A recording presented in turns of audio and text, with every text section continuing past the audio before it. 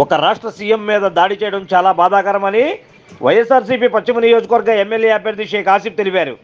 సోమవారం పశ్చిమ నియోజకవర్గం 57 డివిజన్లో గడప గడప కార్యక్రమంలో డివిజన్ ఇన్ఛార్జ్ బంకా విజయ సారథ్యంలో నియోజకవర్గ ఎమ్మెల్యే అభ్యర్థి షేక్ ఆసిఫ్ డివిజన్లో కొండపేంద్రంలో ప్రతి గడపకు వెళ్లి జగనన్న ప్రభుత్వం చేస్తున్న సంక్షేమం అభివృద్ధి గురించి వివరిస్తూ రాబోయే ఎన్నికల్లో ఫ్యాన్ గుర్తుకు ఓటు వేసి జగనన్న ముఖ్యమంత్రిగాను శాసనసభ్యుడిగా షేక్ ఆసిఫ్ని గెలిపించవలసిందిగా ఓటర్లను అభ్యర్థించారు. సంక్షేమం అభివృద్ధి రెండు కళ్ళుగా జగనన్న చేస్తున్న యుద్ధంలో ఆసిఫ్ సిద్ధంగా ఉన్నారని అందరి ఆశీస్సులు కావాలని కోరుకున్నారు. ఆంధ్రప్రదేశ్లో 175కు 175 స్థానాలు వైసీపీ పార్టీ కైవసం చేసుకుంటుందని తెలిపారు.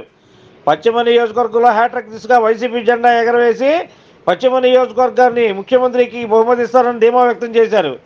ఈ కార్యక్రమంలో యువ నాయకులు బంకా శివ మిత్ర బృందం, బంకా చాముండేశ్వరి, వివిధ డివిజన్ల కార్పొరేటర్లు, స్థానిక డివిజన్ నాయకులు, ఎస్సీ, ఎస్టీ, బీసీ, మైనార్టీ నాయకులు పాల్గొన్నారు. 50 డివిజన్ కార్పొరేటర్ గారు ఇన్ఛార్జ్ గారైన బంకా విజయమ్మ గారు అలాగే చాముండేశ్వరి గారి ద్వారా ప్రతి గడపకు వెళ్ళడం జరిగింది. వెళ్ళి ఏదైతే సమస్యలు ఉన్నాయో ఆ సమస్యలు తెలుసుకుంటూ ముందుకు వెళ్తున్నాం. ఇదంతా కొండ ప్రాంతం. ఈ కొండ ప్రాంతంలో ఏదైతే మెట్ల మార్గం కానివ్వండి, సైడ్ డ్రైన్స్ కానివ్వండి, స్ట్రీట్ లైట్లు కానివ్వండి, సంక్షేమ పథకాలు కానీ మీ అందరికీ చేకూరుతున్నాయని చెప్పేసి అడిగి తెలుసుకోవడం జరిగింది. వాళ్ళందరూ స్వచ్ఛందంగా ముందుకు వచ్చి మాకు హారతులు పలికి బ్రహ్మరథం పడుతున్నారు. మంచి స్పందన వస్తుంది. ప్రజల్లో వైఎస్ఆర్ కాంగ్రెస్ పార్టీ బలోపేతమైంది. ప్రజలు వైఎస్ఆర్ కాంగ్రెస్ పార్టీకి మద్దతు పలుకుతున్నారు. ఇవన్నీ చూసి ఓర్వలేక కొంతమంది దుష్ట శక్తులు జగనన్న మీద కావాలని చెప్పేసి ఆ ఘటన చేయడం జరిగింది. జగన్మోహన్ రెడ్డి గారి మీద దాడి చేయడం చాలా బాధాకరం. ఒక రాష్ట్ర ముఖ్యమంత్రి మీద చేయడం అనేది చాలా బాధాకరం. తెలుగుదేశం నాయకులు అలాగే బీజేపీ, పవన్ కళ్యాణ్ కలిసి చేసిన ఇది కుట్ర. ఈ కుట్రలో భాగంగా ప్రతి ఒక్కళ్ళు కూడా కావాలని చెప్పేసి జగన్ గారిని టార్గెట్ చేసి ఈ యొక్క పన్నాగం పనడం జరిగింది. జగన్మోహన్ రెడ్డి గారికి వచ్చిన ప్రజాదరణ చూసి ఓర్వలేక ఈ యొక్క దుష్టశక్తులు చేసిన ఈ యొక్క పనికి ప్రజలందరూ చాలా బాధపడుతున్నారు. మా పక్షాన నిలబడే నాయకుడికి కావాలని ఇలా చేస్తారా, మా పేదల పక్షాన నిలబడే నాయకుడికి ఇలా చేస్తారా అని చెప్పేసి పెత్తందారులు చేసిన పనికి ఈరోజు ప్రజలందరూ వాళ్ళని నానా మాటలు అనడం జరుగుతుంది.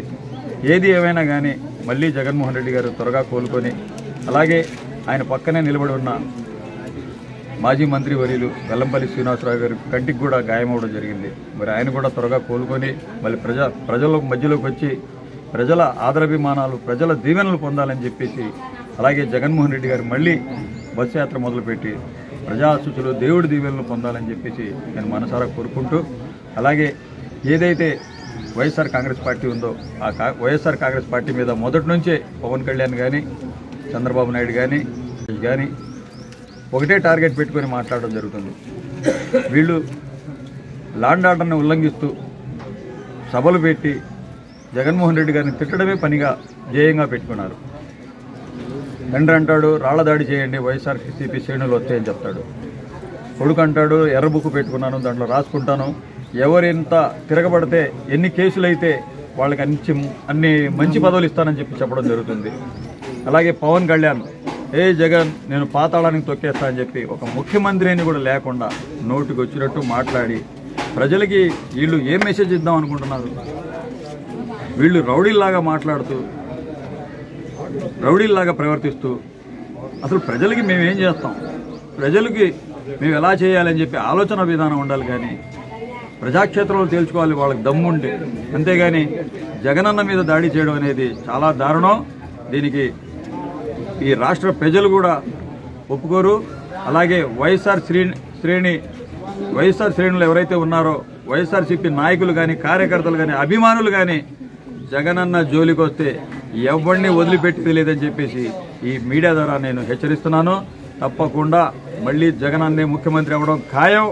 ఎవడు ఎన్ని కుట్రలు పనినా, ఎవడెన్ని ప్రలోభాలు చేసినా, ఎవడెన్ని ప్రయత్నాలు చేసినా జగనన్నకి దేవుడి ఆశీస్సులు, ఈ యొక్క రాష్ట్ర ప్రజల దీవెనలు ఉన్నాయని చెప్పేసి, ఈ యొక్క పేదవాళ్ల దీవెనలు ఉన్నాయని చెప్పేసి నేను ఈ మీడియా సందర్భంగా తెలియజేసుకుంటూ 175కు 175 స్థానాలు వైఎస్ఆర్సీపీ కైవసం చేసుకోవడం ఖాయం.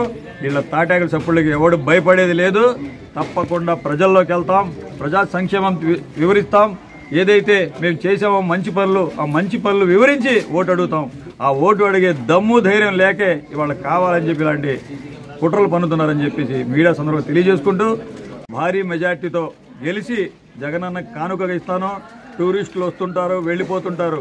స్థానికంగా ఉంటా, ప్రజల్లో ఉంటా, ప్రజల్లో మమేకమవుతా, వాళ్ళ కష్ట సుఖాలు తెలుసుకుని ముందుకెళ్తానని చెప్పేసి ఈ మీడియా సందర్భంగా తెలియజేసుకుంటూ, జై జగన్. జై జగన్.